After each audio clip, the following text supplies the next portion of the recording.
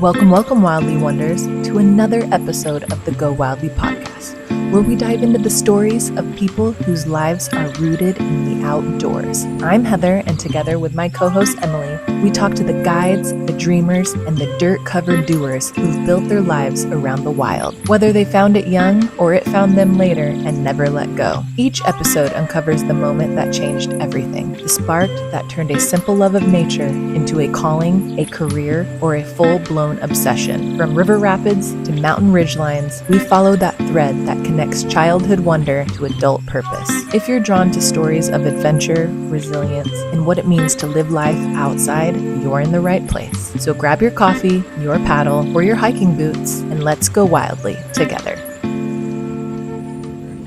We'll talk online and stuff, but it's just a little far for me to take a plane over there too often. Yeah, totally. Well, let's introduce him. Yeah. Let's do a quick little intro. Go for it. Oh my gosh, you're gonna put it on me this time? Okay, fine. Well, maybe Hunter needs to introduce himself, because all we can really say is this is Hunter Voris. By the way, is profanity? I don't want. Yeah, Yes. we cuss. Okay, We cool. make sex jokes. We swear. That's part of the.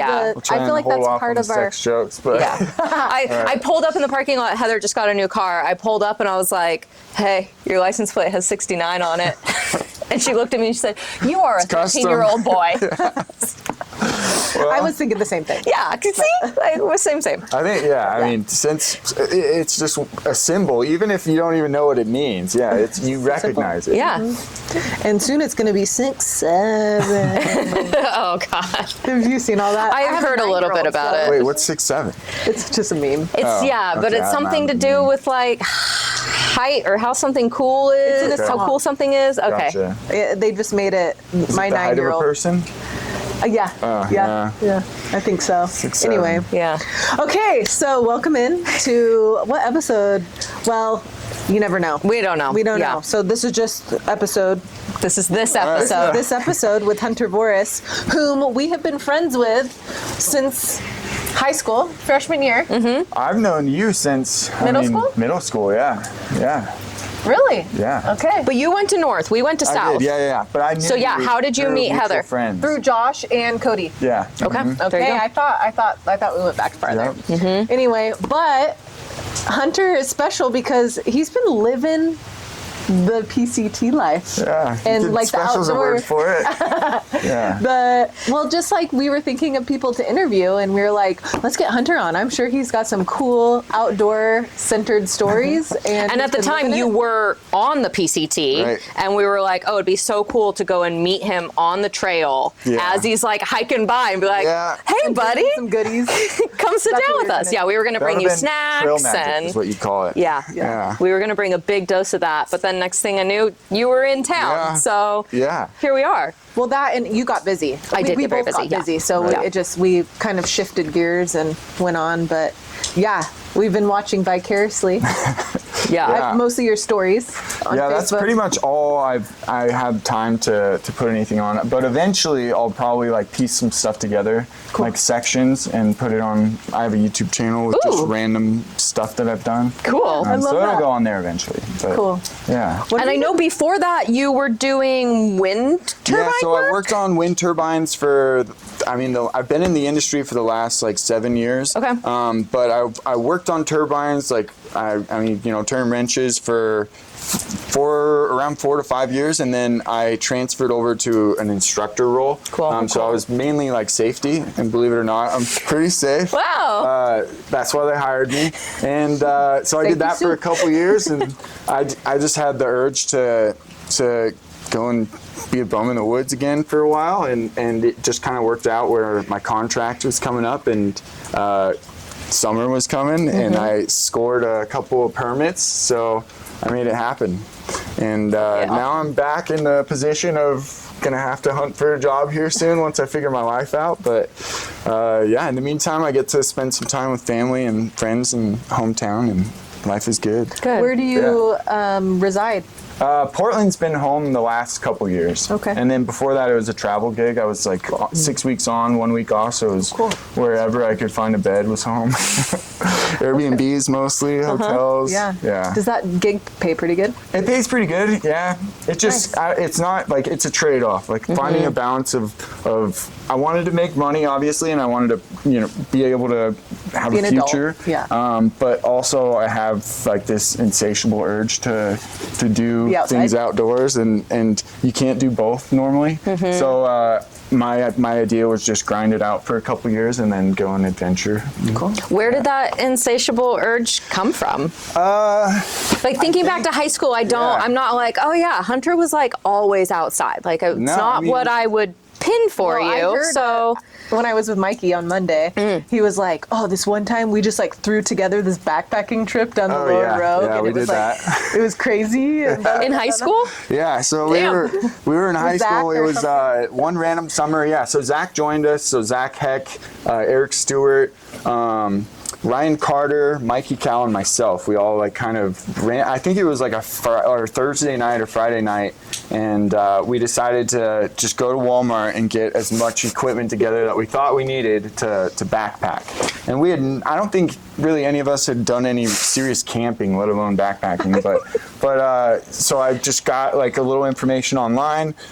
We grabbed bags, sleeping bags, and like just some shitty stove that was, it was probably like 4 or 5 pounds just itself, and then a giant fuel can, and then we tried bringing just cans of chili, and we didn't do very well, but we made it.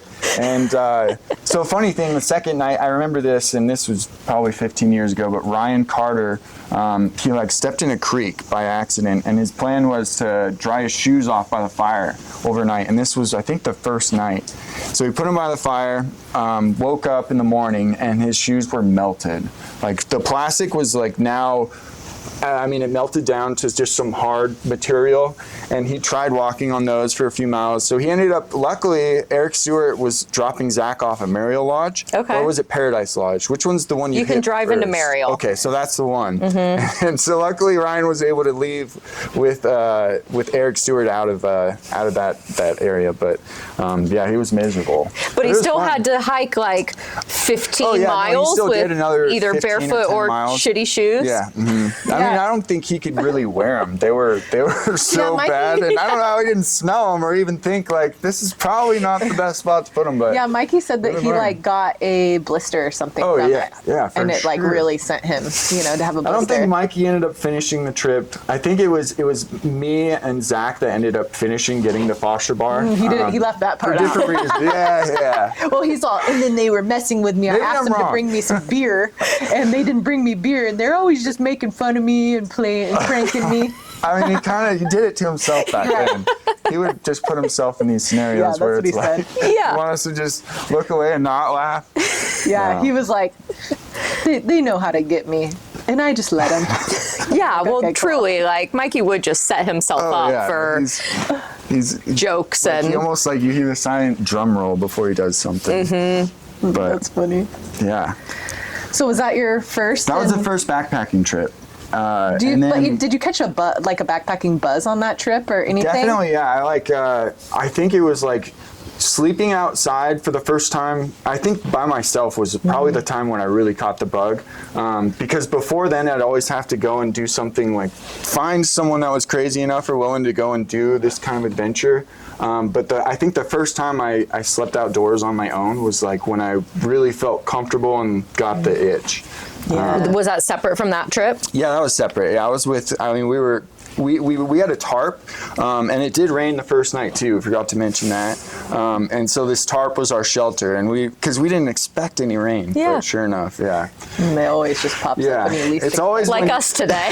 Yeah. But you can't bring one of these nice little gazebos with you. No, not on a hiking trip. That's why I like rafting, because you can float everything. You can bring a lot of stuff on a raft. I can bring a whole easy up on the raft. Yeah, that's the way to do it. nice. The last rafting trip I went on with Zach at the Oahe, I was trying to like dial in my gear for the trail, and I had just purchased a new tent, and it's tiny. It's a one-person tent, but you stand it up with a trekking pole, and I barely fit in there on my own, let alone like with any gear. But I wanted to test it on that trip, and we got rain every single night, and I almost didn't bring it.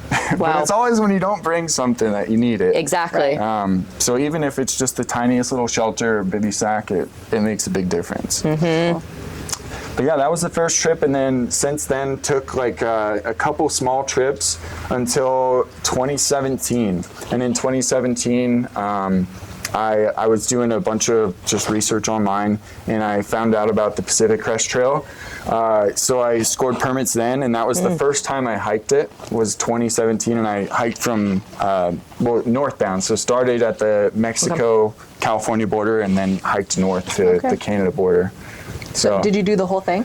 Most of it. It was like, I probably did about 23 to like 2,400 miles of it. And total, it's 2,650 miles, give or take. But there's fires, there's closures due to like invasive species, or there's frog closure. There's all kinds of reasons. Frog closures? Yeah, so there's some protected species in the Sierra Nevadas of this, I forget what kind of frog it is, but it's really only found in this one specific area, and they're trying to rehabilitate it. And there's somewhere in Santa Cruz, they have a center where they've been like able to breed them now. So they're less concerned about it, but that area's been closed for, I want to say like over 10 years on the trail. I was going to say, So the they have Sierra alternate Nevadas, routes. they give people problems. Yeah, I mean, snow, frogs, fires, elevation. Yeah. And then on top of that, there's some areas where there's stretches where you really don't have anywhere to resupply for, 100 plus miles, and depending on how fast you're going, that could take people 10 plus days. So you got to carry just a lot of food. And that first time, were you by yourself?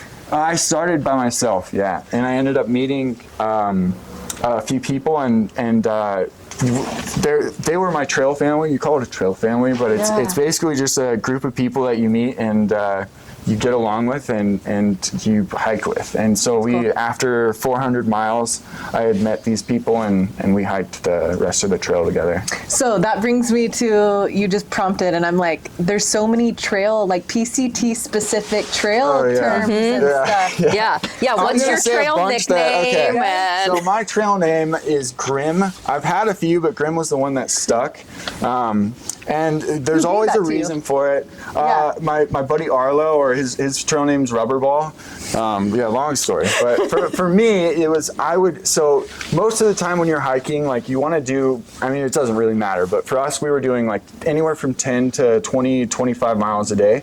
And most of the time, like you hike at your own pace, you take breaks, you go to the bathroom, whatever. So we would kind of start all together, and then we'd separate and just end up at the same point at the end of the day. Sorry. And where was I going with that? We start Grim. So Grim. So throughout like the day, occasionally I'd see things that people would call grim. Like I'd see like animals that had passed away and were decomposing, or I'd see. You'd point them out. Yeah, and at the end of the day, I'd be like, hey, did you guys see that? Like that raccoon or the skull or whatever it was? And for some reason, like they wouldn't have seen it, and like they made a point of it that I would point these things out that were particularly grim, I guess. So, but I don't really think I'm a grim person, but that's just stuck. You're just interesting thing. I guess so. There was another trail name I got was Scooter. And that was because, I was going to hitchhike. You come along a highway down in where was it? It was like coming down into the desert after San Jacinto. So it's near like Palm Spring Desert, and you come near a highway, and there's a town that was like maybe 5 miles off the highway. So I was either going to hitch from the highway, which is not easy to do late at night, or walk. And I ended up walking, and along the highway I found this little flag. It was like one that goes on ATVs, so you can see them as they're coming up over a dune. And I just stuck it in my backpack, and it stuck up probably like 4 feet above my head as I'd hike, but I just kept it. And so people would see my flag like miles before they'd see me, so they called me Scooter for some reason.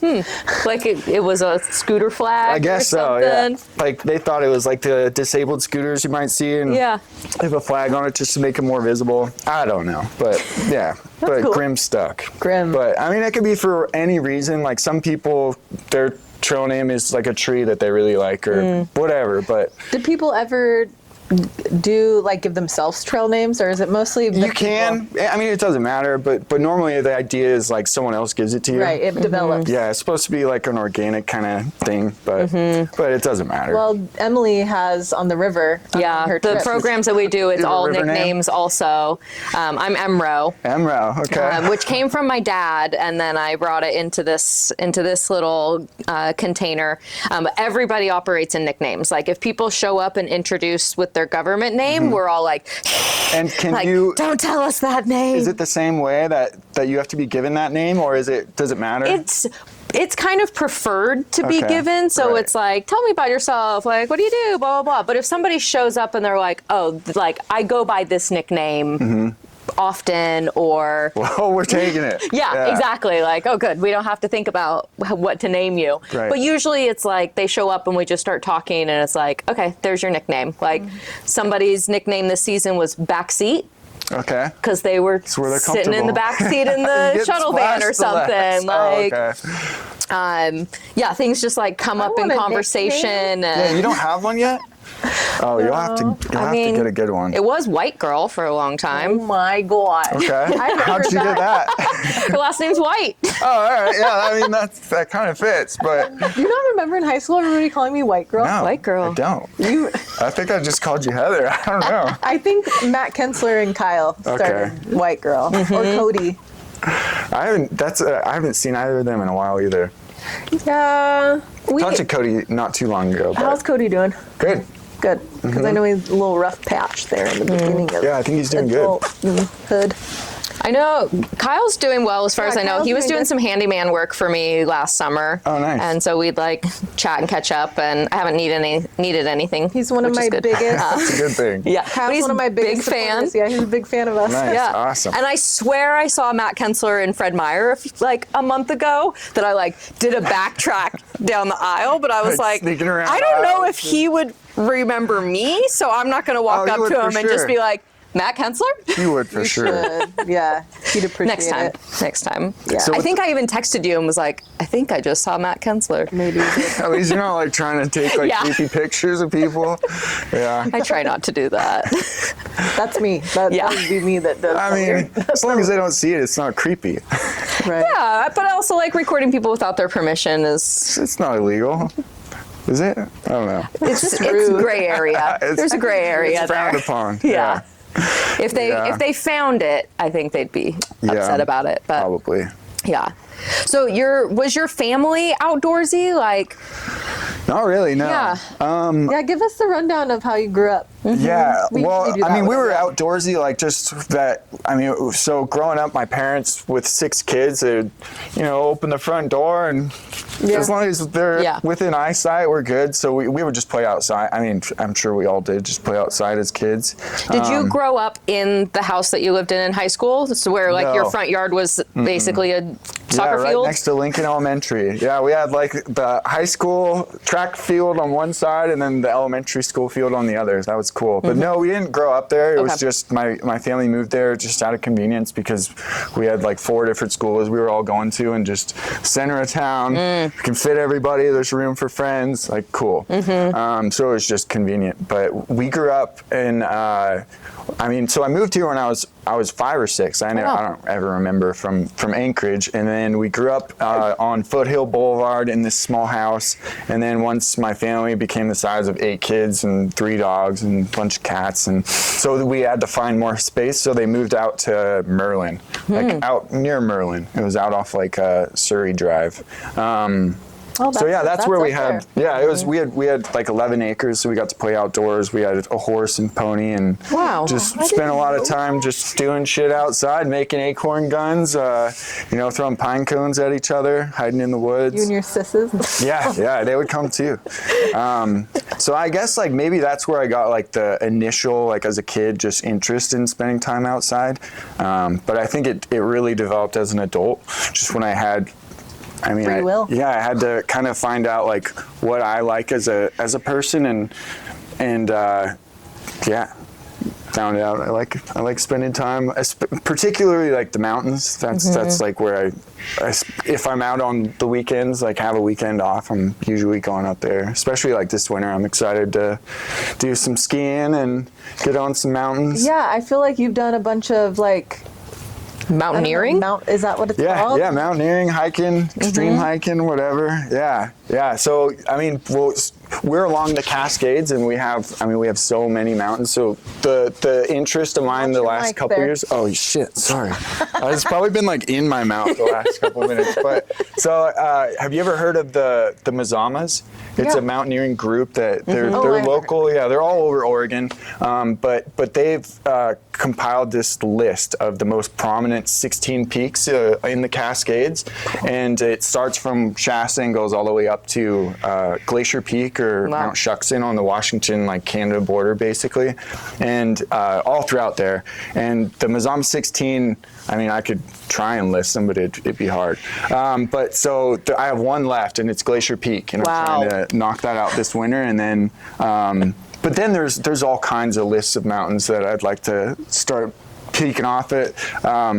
Having a list kind of helped me just organize my thoughts, I guess, and that it was already kind of a goal that people had in the mountaineering community. I just saw I should do that. I've already done a few of them. And now, did you get involved with that group up in Portland? Oh, I'm not really involved with the Mazamas per se. It's just a list that they put together. Oh, cool. I'd like to, but they're mainly just a mountaineering group that puts information out online and beta for climbers, and they have I'm sure they have an organization where you can contribute to it, and because they replace equipment on rock like bolts and chains, so that after years they corrode and they're just dangerous for other climbers. So they'll replace those things.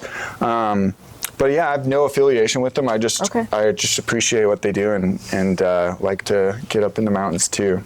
Yeah, that's awesome. But McLaughlin, that's in our backyard. That was the first one I think I'd ever done. And, I haven't done it yet. I did it it's awesome. not this summer, the last summer. Yeah. We were trying to make it there. Yeah. We had a bunch of goals, but they just got... They've just been moved to a later date. A lot of stuff they're to not do. time-sensitive goals. Totally. But they're still there. Yeah, it's not going anywhere. Yeah. Yeah, totally. And I think it's getting taller too, so. Probably, with the erosion down below. Yeah. And you're doing Thielsen this weekend? Yeah. So my uncle and my cousin, earlier in the summer, he was texting me while I was on the trail and said, when you get to Oregon, if you're interested, we should climb Thielsen when you come through. And because I didn't hike through Oregon this summer, I asked him if he wanted to try and get it in the next coming weeks. And so we planned for this coming Saturday. And my dad is going to tag along too. Cool. And he's not, I said, well, I don't actually know if I mentioned that, but my parents are not super outdoorsy people. When my dad was younger, he was, but they're just always busy, so he hasn't. Do they still own the liquor store? Yeah. Okay, cool. Yep, still doing their thing. So yeah, he's gonna go, and we'll see if we make it up to the top or not. But I'm excited to hike with him. Has your family always owned the liquor store? Not always. No, my dad, he was a distributor for years, and he ended up with the opportunity to purchase the liquor store in Ashland. And the previous owner was retiring, and he was a representative there for a long time, so he applied through the state, and the state approved, and he got the license for it. And then because he had the Ashland store, when Grants Pass store came up, same thing, the owner was going to retire, he applied. Because your mom also, what did she do before? So my mom's done all kinds. I mean, you name it, she's done it. But she did a lot of volunteer work when we were younger, because we lived out of district, so that we could come and go to schools in the district. She volunteered there, and I mean, so she did a lot of that. She worked in the service industry for a long time.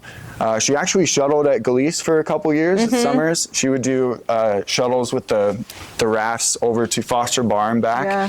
She's got some wild stories stories about that. I bet. I bet. I got to know your mom when I was doing my catering company, the little Oh mobile yeah, bar. I remember that. Yeah, and I was like, oh, I'm friends with Hunter and Madison, and then we made the connection, and she's like, I think I might remember you, but then we formed a new relationship through ordering booze, and she's just so sweet. Yeah, Love that. she's I know a that saint. my dad had a relationship with your parents too, and I'm guessing it started at Galise with your mom running shuttles, probably. and then he was custom ordering or like special ordering scotch through the liquor store. Oh yeah. They definitely. If you're looking for good scotch, give them a call. Yeah. That's awesome. Yeah.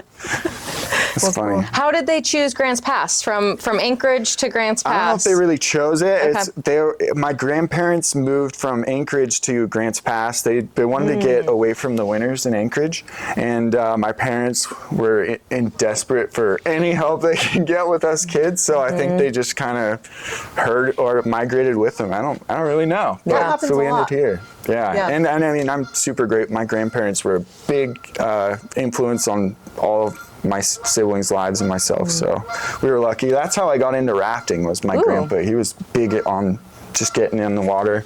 He tried kayaking for a while, but he didn't like rolling. Yeah, So he was like, I'm sticking to common. rafting. Yeah.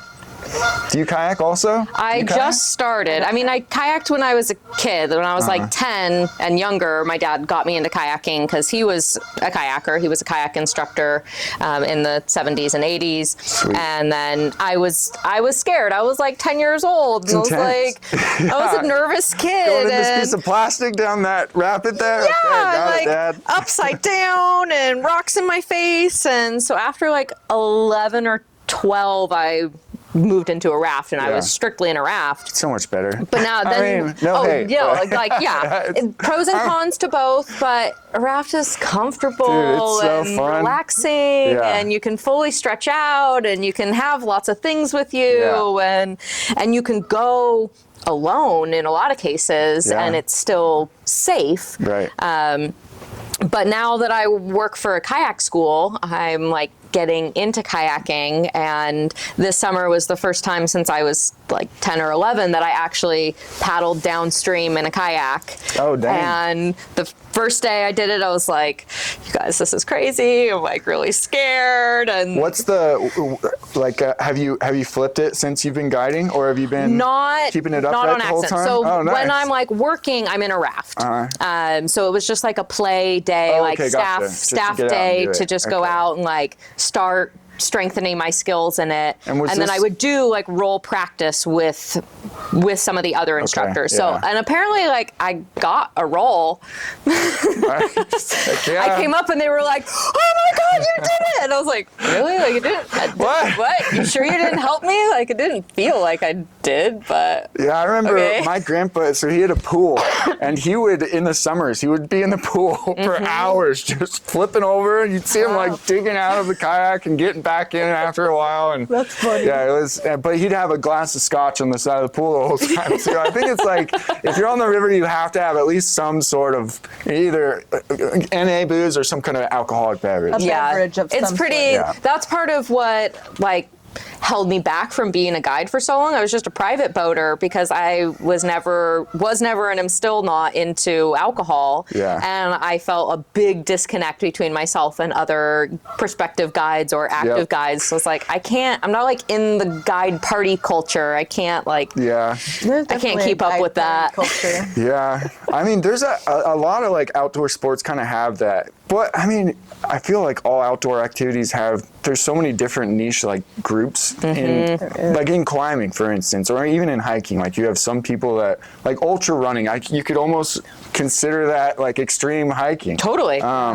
But then there's people that get out and do a mile, and they'll do that every day. And I mean, not it's any less. Yeah, you're all doing the same thing. It's just different extremes, I guess. But that's the same way with being, a guide in any sport. I feel like you can be someone with a lot of experience that you've just been through it, so you don't really have that urge in you, but you could also be a young kid that has a lot of experience and still has a lot of party in them. Yeah. But I mean, that's kind of what's fun about getting out there. Like one of the coolest people that I met on trail this year, what was his, it wasn't Gramps. He was an older gentleman, and he's actually from Klamath Falls area. And I met him in the middle of nowhere, California mountains. And we just got to talking. We were at this like little spring and filtering water, and asked him where he's from. He said he's from Klamath. I got to telling him, I worked there, lived there for a few years,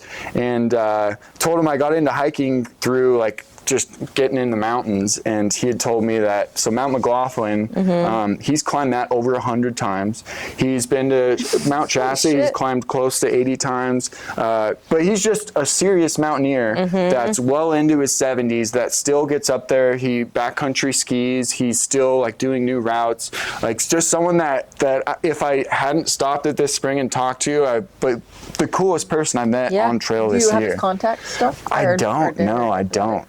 And I'm trying to remember his name. It was something like Gramps. I don't remember, but he didn't have like a trail name, so his wife just kind of gave him one. But he's probably done more miles than like most through hikers that I met. Yeah, and that's amazing. Yeah, but he was hiking southbound, and not a lot of people hike southbound, so it's one of those things where you'll see probably 20 people hiking north in the day, and you'll see them for 10 minutes, and then they're gone. Wow. But yeah, some people do that. Some hike north, but majority are northbound hikers. How many people do you run into average while hiking? Like, even if you're by yourself, I feel like you're going to run into something like, it's so popular to do these big PCT hikes now. There's not like hundreds of people, right? Like, there's thousands that do the through hike every year, or at least like start it. But then there's like the John Muir Trail. It's one of the most hiked trails probably in the world, and it's a lottery system, so they limit the amount of hikers, but you still see hundreds of people, and the main reason they limit it is just impact on the trail, and then there's limited amounts of dispersed camping. But as a PCT hiker, some days you might see no one. Like you might go 3 days without seeing anyone. Wow. And there were sections where we didn't see anyone for multiple days. And then there's some, like especially the John Muir Trail, where you're coming across so much traffic that it's just different. There's like traffic jams of people. Sometimes, yeah. Mm-hmm. Wow. Yeah. Especially like switchbacks, you can run into traffic jams. But typically it's like if someone's coming uphill, they have right of way, so you just get out of their way, and it just depends. But we did come across some groups, like in the Sierras, they try and limit your groups to 18, and you'd see groups of 18. Wow. So it's like, if you're going to pass this group, you have to have all of them, so it just depends. Did you have any, I have a few like YouTubers that I follow that are big into like hiking, and one gal did the. I probably follow them. I guarantee it. Cute. Well, maybe she's kind of like a one-off. She just went and did the Appalachia Trail. She did a couple sections with some friends, and she was saying that this, not guide that they hired, but somebody to like shuttle them to the trail or whatever, gave them this rundown of like a warm up in the morning. Okay. Did you guys ever do any like, any like how do you start your day on the trail? Yeah, so morning rituals. Morning rituals, it depends on how the night ended the night before. But meaning like most of the time, 90% of the time I would cowboy camp, which you know what cowboy camping is? Just like lay on the ground? Yeah, you just lay on the ground. I had like a little Tyvek tarp. I brought some of my stuff, but it's just a little tarp that you'd lay out, and then I lay my sleeping bag on it with my thin foam pad, and that was home for the night. So when you get up in the morning, if you do that, it's quick and easy to just pack your stuff up.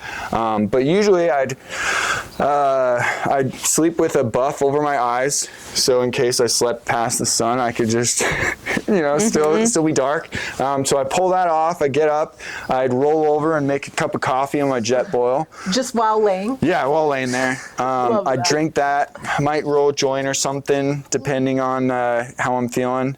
And then, how much you have left? Yeah. But I'm not a big breakfast person, so coffee is like pretty much what I would do until around like 10. But mornings usually That probably saved you time and time like, for sure. Weight. And then weight. I mean, oatmeal. It's one of those things. Like it's one of the easiest things for breakfast when you're hiking, but it's just I just can't. I'm so burnt out on oatmeal. Yeah, you get over it. But there's a number of things 5 days. But so I've just never been a breakfast person. So coffee is an essential. I always always carry a lot of coffee, and it's just instant crystallized coffee. Like no one would enjoy it, but it gets the job done. It's caffeine, it's hot, and it's good. So yeah, I'd do coffee, and then I'd get my things together. Anywhere from like 6 to 8:30 would be like normal time for us to get up and moving. But then it depends on who you're hiking with. Some people like to get up before the sun comes up and get in a fair amount of miles before it gets hot, so they're not hiking through the heat. And I'm sure that matters on like where you're hiking too, where on the trail you are. If it is going to be a hot exposed section, get up sooner. Some in the desert when I first started, it was 100 plus degrees. I have some clips of cramps that I had in my calves where it's just spazzing so bad because it was so hot. You couldn't get enough water, and you really you can only drink so much electrolytes. So yeah, I had some bad cramps at the start, and then your body just kind of gets used to it. But yeah, in the desert, you have to change the way you hike. You hike in the mornings and in the evening or night. Like I did a lot of night hiking, so you got to make sure you keep your headlamp charged, and that way you get to avoid the heat. How do you keep your headlamp charged? Battery bank. So you just carry external battery banks, and I carried 20,000 milliamp hour battery bank, which is you could charge like a phone. Like that there is probably 10,000, so it's about twice the size, but it keeps all my electronics charged and everything I had, which wasn't much. Until you get to a spot where you can plug. Until you get to a town, yeah. So you bring an outlet, a couple small cables, and then you just charge your battery bank and phone. You never did like the solar spread? No, they're really not that efficient. Like you can get them, but I didn't need to carry one, and I'd have plenty of battery just charging out of town and then conserve it as I hike. But yeah, you use your phone for everything, so you need to make sure you can charge that. Headlamp, I had, what else did I have? I had a Garmin, it's a GPS device for the start of it. My coworkers bought it for me, thank you guys. But I ended up ditching it because I didn't want to carry it, because my phone is GPS, so I couldn't justify carrying it, so I sent that home. It's all about the weight. Yeah, exactly. So I really only had like 2 electronic devices. Trying to think if there was anything else. But yeah, that's pretty much it. So I just had to make sure I could charge that. Wow. What do you do in your like I know there's not a ton of like leisure, but like leisure time. Did you bring a book? I know some people bring book and then Kindle, they rip the sheets out. Yeah. A lot of people would do that, or they ditch like the first half of the book in a hiker box, and then they take the other half with them and ditch that in the next hiker box. So you could like find the first half, read that, and hope you find the next half in the hiker box. That's cool. But I did Audible. I'd listen to audiobooks all the time. And yeah, just pay for a subscription for that. There's a ton of free books on Audible too. If you're someone that likes podcasts or audiobooks, you can get a lot of free ones. So I do those. And then, yeah, just music, just near the end of the day when you're running out of energy, just it's kind of a cheat code, boost you up a bit. Yeah, that's cool. Yeah, mainly podcasts and audiobooks. A lot of those. And you mentioned Kindle. Did you bring a Kindle? I had a Paperwhite for a while, but I found I just mainly listen to audiobooks while I'm hiking, and I could read it on my phone if I wanted to. Yeah. So I just didn't need a Kindle Paperwhite. But because you can have the Kindle app on your phone that operates, and that's one less electronic. Yeah. Did you find that your PCT 2017 versus your PCT 2025 were like you refined some things and it was a better hike? Yeah, how did it compare? Yeah, how did they compare? Kind of like one of the cool things about when in 2017 when I thru hiked was that I had very little experience with actual backpacking. Like I had done a couple weekend trips, but I just threw shit together and threw it on my back and made it. But this was serious, and there were areas where like if you don't have the right equipment, things can go wrong. So it was definitely like a lot more time for preparation then, and a lot more research. And this time around, I just kind of did what I did before, just throw shit together because I already had it. You knew. Well, you had that experience. Yeah, and I know like what works and like what I'll need. So I really like not much changed. It was just had to replace some things and as like really one of the main things you want to do as a hiker is just make sure you're carrying as little as possible or as light as equipment as possible. So there's some things that I swapped out for lighter gear that's just changed over almost 10 years. Yeah. But other than that, it was the same shit, same trail, different day. Yeah. Do you have any? Let's get into some stories. Yeah. The most insane story. Stories. Okay. As far as the trail this year, they're really we didn't have anything too crazy. The Sierras, I would say that's, if I could do the trail again, I'd probably just do the Sierras and just yo-yo back and forth until they kick me out of there. Cool. But it was, I don't know. I mean, we had a lot of days where we'd just wake up and we know we've got food for 5 days, and the amount of trail we have is going to take us 5 days, but this is the coolest spot we've camped yet. So we should just stay here for the day. And we had a lot of those where we're at an alpine creek or meadow with a lake next to it, and fishing license, and literally just a reel and hook. And so we'd just throw them in and fish and see what we could pull up. And you did end up hanging out. Yeah. We did get that more food. A lot. Yeah. Fish Exactly. for your food. I mean, a trout is a nice meal, especially if you cook that with some Nor, rice side or something, and a little bit of lemon pepper. It's a good treat you don't get a lot of good protein when you're out there. So fresh caught. Yeah. That sounds great. Alpine lake trout. Yeah. Hell yeah. I'm trying to think of a good story that I'm not good at storytelling. You actually. Yeah, you're doing great. You're doing great. I'm trying to think of something that would stand out in particular, but scary, scary wildlife, or bizarre shit your pants, or lose something important, or oh yeah, I mean I've definitely, you'll lose things.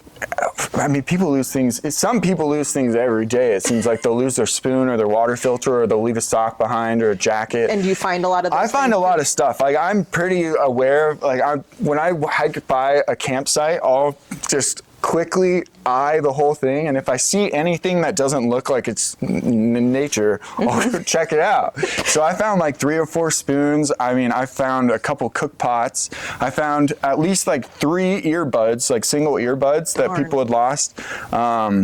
All kinds of stuff. Nothing valuable, nothing cool, but and it doesn't do me any good having it, but you just carry it to the next town and put it in a hiker box. Have you ever heard of those? Do you know what a hiker box is? I read Wild. Okay. Oh yeah. Trail Strayed. Yeah. I didn't know about that book until after I finished in 2017. But yeah, I watched the movie too. It was good. Yeah, it's a good movie. One of my homies is one of the extras in it. Really? Yeah, it was filmed in Ashland. Yeah, when it was filmed in Ashland, he's one of the dreadlock hippies in the scene. He actually passed a few months ago, 6 months ago, and I'm working on getting his girlfriend on as a guest this weekend to kind of talk about him and her. She used to live on a sailboat, and they run a farm, and she's in Rogue River or Gold Hill now. Awesome. But yeah, he was on my list of people I wanted to interview, and then he tragically lost his life. So rest in peace, Dylan. Yeah. But he still lives on in the Cheryl Strayed movie. Yeah, cool. That's awesome. Did you notice the 2017 versus now hike? Was there more people on the 2025? Yeah, so it's a lottery system with the permits for the trail. So there can only be, is it so many are allowed to start per day, or per section? Per day. Okay. And they limit it to, because some people don't start from the southern terminus like I did. Some people will start from the northern terminus. Some people will start in Lake Tahoe. So it's at the terminuses, I know they would have a limit of, I think it was 50 persons a day that could start the trail from there. Okay. And you have to start on your starting date. So they're really particular about that. And do you have to get a certain distance, or you just have to step foot and you just have to start? Okay. Did you notice anybody patrolling that? Yeah, they definitely, they have people at the terminus, at least when I was there they did, and they're just there mainly to make sure you're gonna be okay, because when I started it was 100 plus degree heat. In Mexico, yeah, there's basically. no water. Like you have Yeah. stretches where there's 26 plus miles where there's no water. And when you do get to that water source, it's a cow trough. So it's like green algae, like you see mosquito larvae swimming around, and that's what you're drinking for the next 3 days. So, Wow. I mean, You have to filter, you have to boil, you have to iodine. I mean, no one's there to make sure, but you should. Yeah. Yeah, there's some areas like, I mean, I think you should always filter your water, but there's some areas where you may not necessarily have to, like in the Sierras, Alpine Lake. yeah, in the Cascades when you find spring water and stuff. But most of the time, like you're taking a big chance,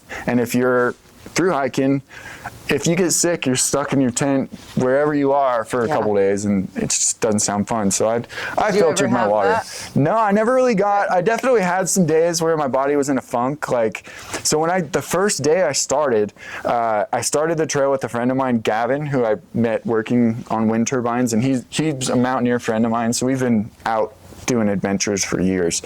So he started with me, but he only was able to get a couple weeks off work. So he was kind of like, I'm going to try and do 300 miles in a couple weeks, and we'll just start on this date. So when we started, we left San Diego in the morning. We took a shuttle that takes you from San Diego to Campo, which is where the terminus is. And we got there at the southern terminus around noon and started our hike, and we were just anxious to get going, but it was hot as fuck, and definitely wasn't drinking water. I was still in my like civilian drinking water stage where I drink like maybe a liter a day. So I'd probably sweat that out in the first half hour. So we get to this spot where there's a bunch of boulders and there's like one small shrub. So we're hiding under this shrub, and we're like, fuck, man, like we should just stay here the rest of the day. Like this is rough. And slowly I just start falling apart. Like I'm getting full body cramps, spasms, and then at one point, like my calves were locked up to where it was, I mean, I'll show you a video after. It was bad. So for the next 3 days, I had like, I think I had heat stroke, or I had some kind of heat sickness. Definitely dehydrated. Yeah, oh yeah, for sure dehydrated. But I was up all night just getting sick and trying to drink a little water and getting sick, and it was like that for the next 2 days. Oh my God. So finally when that like cleared, and we tried to do some miles between that, but it was tough. But finally, once I felt better, we were able to start busting out some serious miles. But it was rough. I definitely underestimated it. How much water do you have to drink? I think like for me, I would say about 1 liter every 5 to 10 miles. But in the desert, you should drink like one for sure every 5 miles. But it depends on your speed too. But I mean, there's some sections where you're carrying 6 liters of water. Wow. And it's heavy. 1 liter weighs 2.2 pounds. So it's an extra like 16 pounds of water that you have to carry just to make it to the next water source. So yeah. And then you're selective about when you're drinking it. Like, I don't want to just chug all this at night and then get up in the morning and have nothing to make coffee or make breakfast, and then so it's a little math game. You gotta be careful with when you consume your water. But did you do any like, because I'm assuming you're anticipating that you're probably going to like lose weight on the trail, you're going to be eating less. Did you do any like pre-trail bulking to prepare your body purposely. for it? I mean, I probably had a little extra body fat that helped for sure. But I mean, within like probably a couple weeks, you're anything that you consume is getting burned that day, definitely. And you can't get enough calories. So when you get to a town, you're kind of making up for it. So you consume a lot of extra calories. And you feel like, you might feel a little lazy, but then you have to think like for the next 5 days, you're going to be hiking 20 plus miles a day. So it's a balance too. But I'm one of those people where I always bring plenty of food. Like if I know I have an 80-mile section, let's say I'm playing for, let's say 6 to 8 days for that section, I'm going to bring food for 9 days or 10 days. So that way I know if something happens, I have an extra meal. And I learned that through trial and error because I've ran out of food before. Damn. And it was tough. What's your favorite go-to trail meal? Oh, they're all bad. It's all bad. But what's the least bad? Oh, the least bad is probably like if you get lucky, you can find like a freeze-dried meal in a hiker box that someone left. But I'd never buy them. But but occasionally, like especially on the John Muir Trail, you have people that send themselves a resupply box to an area where you can't buy food, and they end up not making it there. So they just put this stuff in a box for hikers, and so if you can score one of those, that's probably the best. But it in the morning you're gonna pay for it. Yeah. Freeze-dried food, like you can't drink enough water to rehydrate it in your body, so it just I'll leave it at that. What's your So those are my Sucks favorite. you dry. Well, what Yeah. are you? Okay, so that's your fave. But what are you mainly eating then?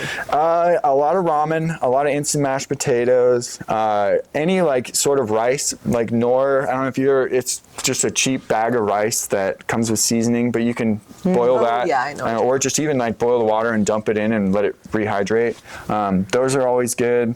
Anything that you can just eat out of a bag that you don't have to like boil water, you don't have to like wait for it to rehydrate. A lot of chips. Like anytime I leave a town, I'd grab a family-sized bag of either Doritos or Fritos or something, because the salt in chips and like the crunch, oh dude, chips are by far like one of the best things to eat when you're hiking. But yeah. You can't just live off of them. Right now. Dude, they're so And they're good. lightweight, and like when they're empty, the trash of it is pretty compact. Not a lot of trash either. But I mean, most of the time with your food too, if you can, you'll transfer them to Ziploc bags, especially if it's anything that you need to rehydrate, so you can just dump the water in the Ziploc and then use them. All right, before the battery died, we were talking about trail meals and what you typically are eating. Yep. Chips, ramen, rice. Yep. I mean, jerky occasionally, but it's so expensive that I couldn't afford it. Like, so back to the hiker box thing. I don't want to sound like a complete dirtbag, but there's a lot of things you can find in these hiker boxes as far as like food that you can eat, and that saves you from having to find it in a town. So a lot of the times, if I could find something edible in there you'd find mystery bags of white powder, you'd find mystery bags of like just granulated food, and smell it, fuck it, I'll bring that, I'll eat it. I mean, at some point I'll probably eat it. But yeah, That's just like cheap, easy rehydrated food. But a lot of bars too. I hate bars, but they're just easy, and I'll have like Pop-Tarts. Oh, I didn't even mention Pop-Tarts. A lot of Pop-Tarts. What's your favorite flavor? I mean, I don't like any of them anymore, but probably the s'mores is like the consistently like just easiest to eat. That's right. Do you have a favorite Pop-Tart? That's s'mores. S'mores, all right. S'mores, So, yeah. we're all in the same boat. That's like the only one worth buying. Yeah. Cherry's all right. I'll say that. Yeah, it'll get the job done. Yeah. If I'm gonna I'll eat the s'mores one like untoasted. Yeah. If I'm gonna toast it, it has to be a fruit one though. Right. Yeah. Granted, I have not eaten a Pop-Tart I haven't toasted a 10 years. Pop-Tart in like 10 years, but I've probably had more Pop-Tarts this year than I've had in the last 10. But so most of the time the Pop-Tarts too, like, it's nice if they stay in shape in like a pastry form, but most of the time, like when you just throw them in your food bag in the bottom of your backpack, you're dumping them in there and just getting sprinkles. So but they're easy, good amount of calories. So did you ever have any crazy wildlife encounters? Any like bear in your... So actually this year, what's weird is for the first, I'd say 900 miles, I probably saw 1 or 2 deer the entire trail. When we got closer to Yosemite, we saw, in the Sierras, we saw a lot of deer and we saw a lot of elk. But yeah, it was strange that Southern California had no deer, and you talk to a lot of locals or trail angels and they'd say they see them all the time, but I've been out here all day long walking and I haven't seen any, but I'll take your word for it. I did see a desert fox, which was super cool. I was night hiking by myself right past a wind farm, and I saw a pair of glowing eyes, and it looked pretty small, so I walked a little bit further and it walked towards me and just kind of cut around me and hid behind this bush like it was stalking a prey, but it had no interest in me. But I was like, I'm just gonna sit here and take some pictures of you because this is the coolest thing. But a lot of owls. My buddy Pierce joined me for a portion of the trail. Oh, I'm sorry. Through the Sierras, and so he's from Texas. He's a Texas guy. Not ever been in the mountains of California. So I was like, you got to come out here, dude. So he rock your world. Yeah, he loved it. But so the first day, I told him, you have to night hike your first day. It's just kind of like a rite of passage. So we hiked for probably 6 hours in the dark. And a couple hours in, he's walking under, there's a bunch of oak trees, and a rat fell from one of the trees, and its head was severed off its body, and it nearly fell on top of him. Oh my So God. it's, I mean, grim, like, it kind of like, this, it speaks to me at this point too. Yeah. Like, or it just happens to me, but almost fell on top of his head. So he like jumped and screamed, and I asked him like, what happened? And I look down, see the rat, like, what the fuck? Yeah. And so we look up, and there's this tiny little owl hanging out in the tree, and then maybe 10 or so feet across from him was another one. So it was like a pair of owls that were chewing on this rat, and I guess Pierce must have spooked him enough for him to drop it. But that was pretty funny. I got that on video too. Oh, cool. But yeah, I mean, just you see a lot of cool animals, but things that you know they're there. It's always a surprise when you actually get to see them. Mm-hmm.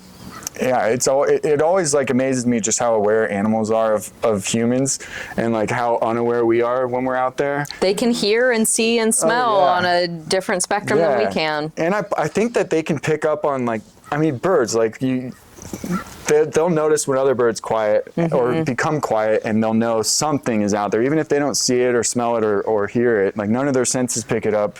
They can tell that other animals do. But I mean, the more time you spend out there, the more like that you kind of get in tune with it as well. But I mean, it'll never be on the level of the animals you'll see. Yeah. Wow. Let's talk about your gear. Yeah, well, we got... Yeah. Yeah, well, so I bought some stuff, which, I mean, it's all really gross. Don't put it anywhere near your nose. But yeah, so I have my backpack, which this is like a bag that, I mean, it's super popular on the trail. It's really minimal. It's just a big tube.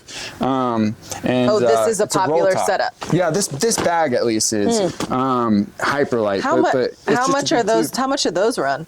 They're expensive. Yeah, it's mainly they just might not because of the look material. expensive, but you can get, like, I mean, they make knockoffs of all kinds of bags. Like this one, you could get, I mean, a pretty cheap one that would do essentially the same thing. It's just not as well built. Might not last as long, and the material isn't as durable, but yeah, so this is a nice bag. I got it secondhand, and I've modified it a lot just by cutting some straps. It? Yeah, I color it on all over the place. I have some patches that I wanted to add, like I put the flag on. So this here is, you have to have a badge on your backpack just to show that you're a PCT hiker and a permit. Even if they see this, rangers are going to stop and ask you for your fire permit and your hiker permit, just so they know like who's out there essentially. But yeah, so the bag itself, this is a big bag for most hikers, but I got it because that's what they had on sale, and I know I can have all my things in it without issues. But yeah, like I said, it's just a big Dyneema tube. Have one trekking pole. This is what I'd use. I had two when I started, but one of them broke, which is kind of a funny story. I was my buddy was hiking with me, and we're going. It was in the Sierras. There's a bunch of snow, or I'm sorry, the Sierra Nevadas, and I was stepping down onto this like lower snowbank, and I told my friend, like, watch your step here, it's slick. And as I said that, I slipped, ate shit, and just heard something snap, and I was worried that was you. Yeah, it was me.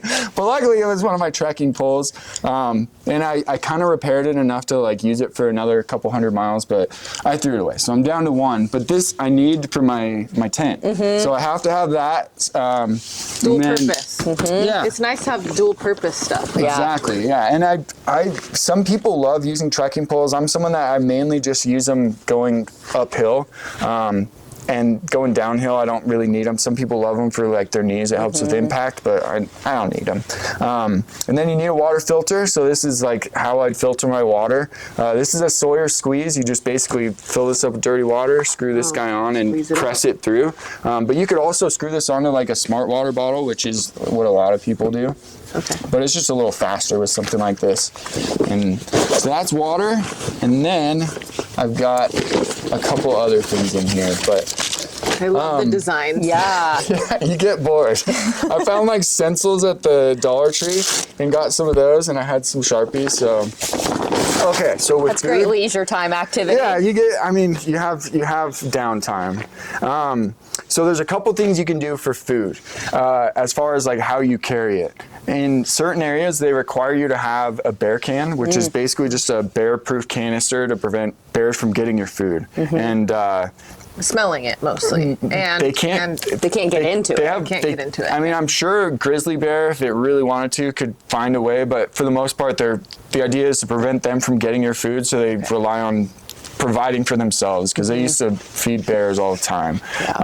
So they want you to have one of those. It's required in certain sections, but then it's a good idea to have not just for bears, but for rodents. And that's why I bought this. This is a Kevlar food bag that I could fit like probably 8 days of food in here.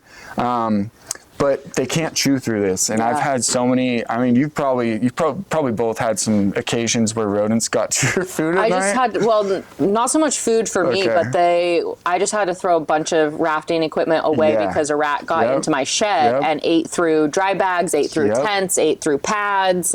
Save you thousands of dollars if you can prevent them from getting in. So that's at least this made it to where my food was safe. So I have one of those, but I also have like a bear can that had to use certain areas.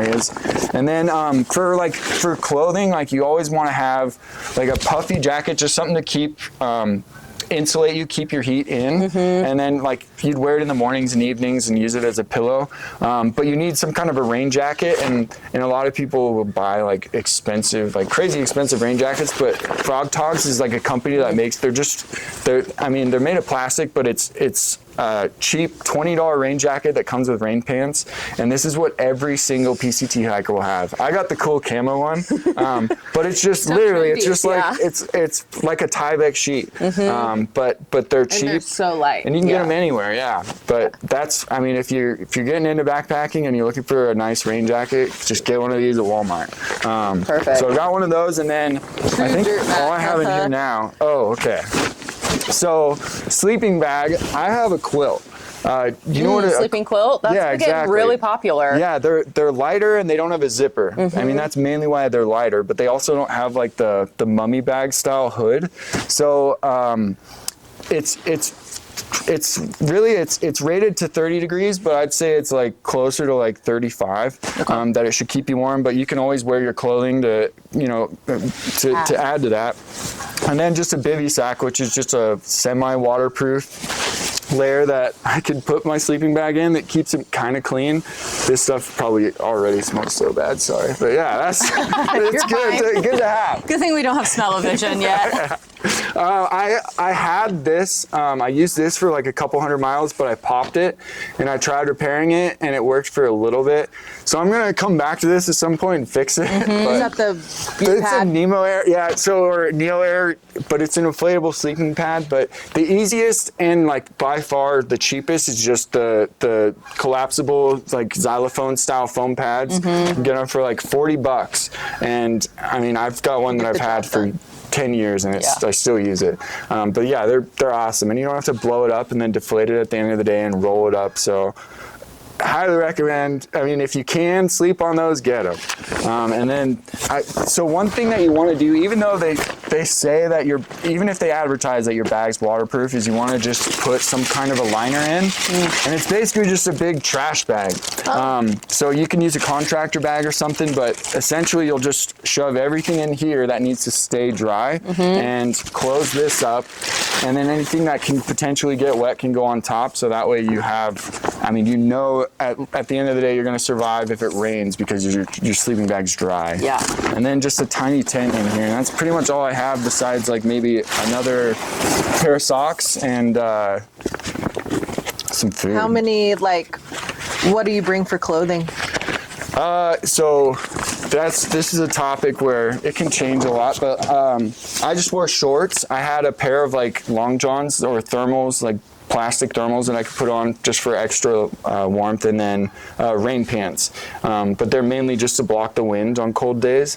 And then a synthetic t-shirt or smart wool or merino wool, something, just some shorts, and And that's all?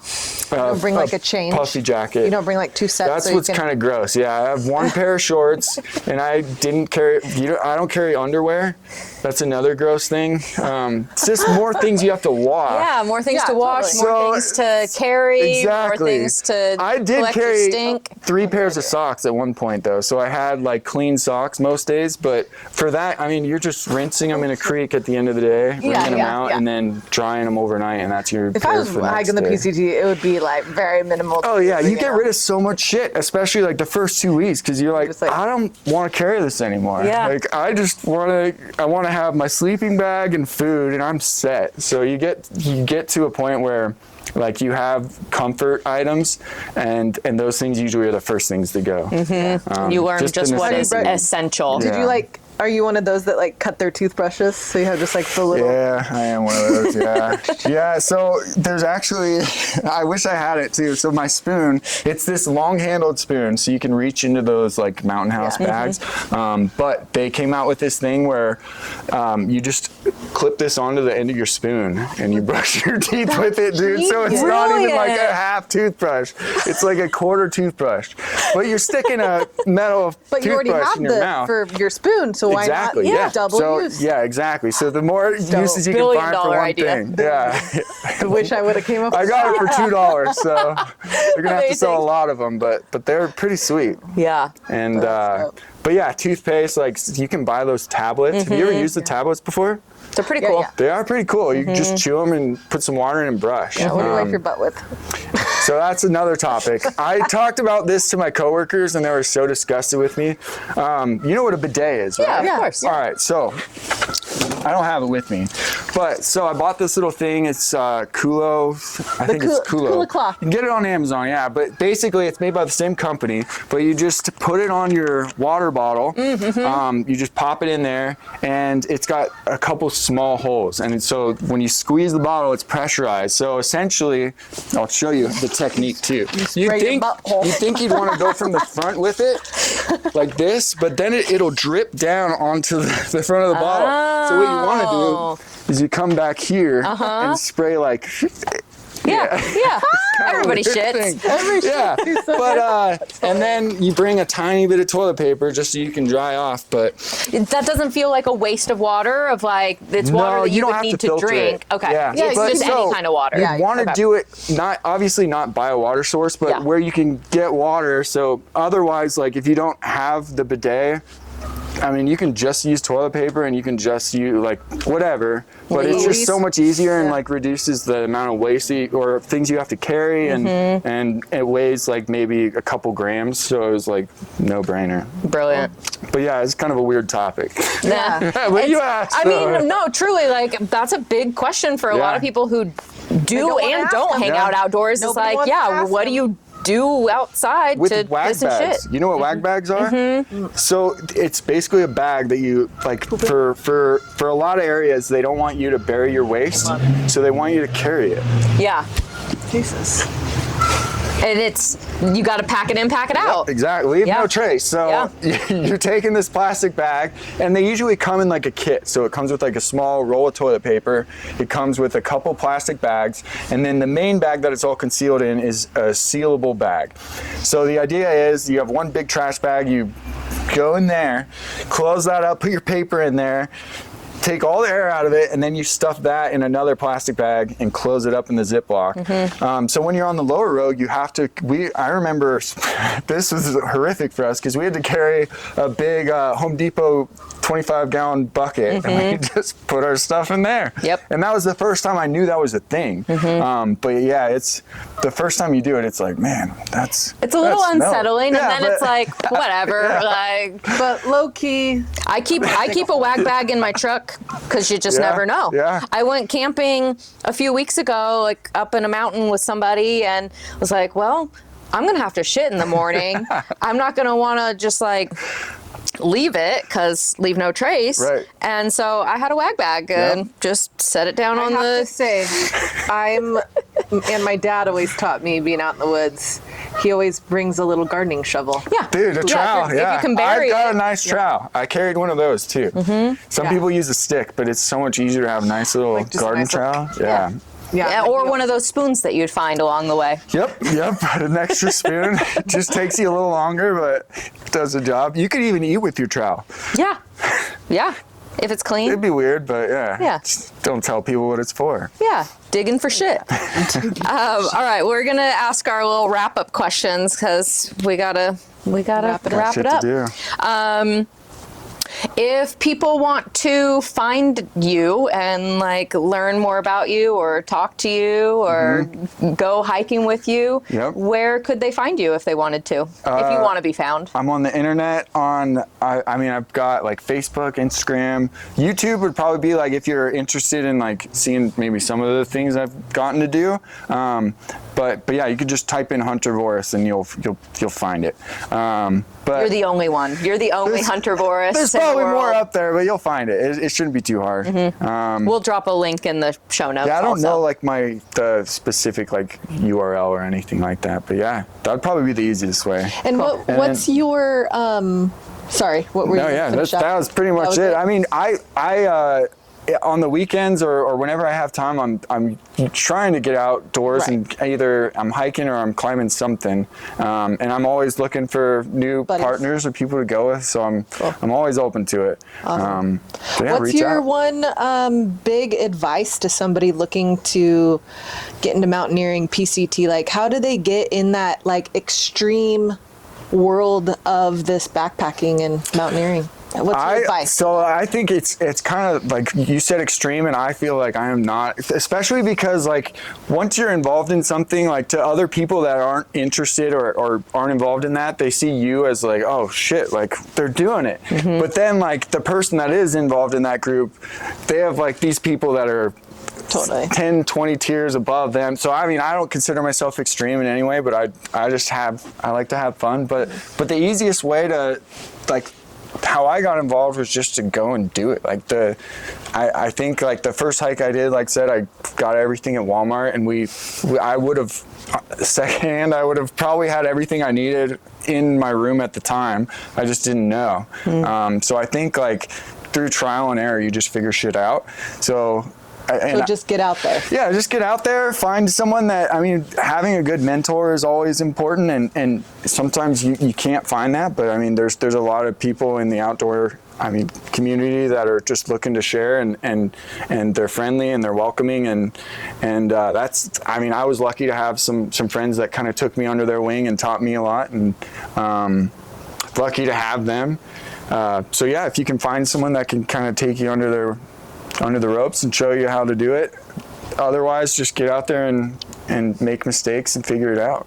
That's how you learn, is by messing up and learning the boundaries and figuring out what works and what doesn't. Right. Awesome. And when your body expires and you leave this plane of existence, how do you want to be remembered? I don't know. How do I want to be remembered? I guess friendly, loving, caring, adventurous, forgiving. I love that. I don't know. Yeah, hopefully all good things, but there's a lot of shit mixed in, I guess. Yeah, I don't know. It's tough. You've never been asked that before, huh? Not really, no. Yeah. It's a great, I mean, whatever your answer is a great answer, and that's a great answer. It is a great answer. Wonderful. What else, do we have other? Do we? We're rusty because it's been a few weeks since we've been out doing this. No worries. That might be them. So I got you two.